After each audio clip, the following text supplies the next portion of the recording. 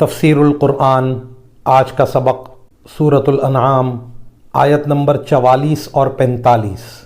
اعوذ باللہ من الشیطان الرجیم، بسم اللہ الرحمن الرحیم۔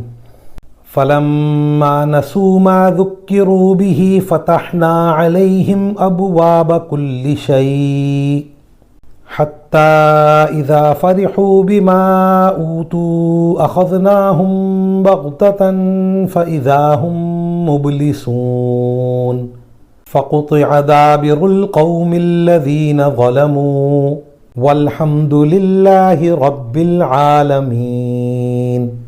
ترجمہ: پھر انہیں جو نصیحت کی گئی تھی جب وہ اسے بھلا بیٹھے تو ہم نے ان پر ہر نعمت کے دروازے کھول دیے، یہاں تک کہ جو نعمتیں انہیں دی گئی تھیں جب وہ ان پر اترانے لگے تو ہم نے اچانک ان کو آ پکڑا، جس کا نتیجہ یہ ہوا کہ وہ بالکل مایوس ہو کر رہ گئے۔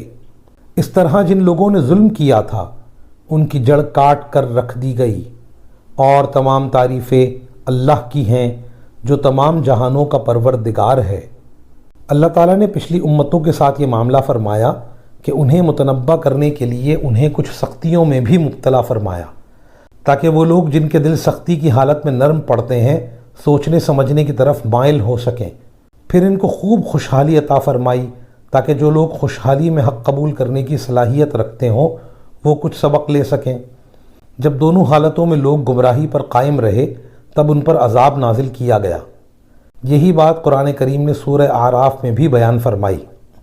وآخر دعوانا ان الحمد للہ رب العالمین۔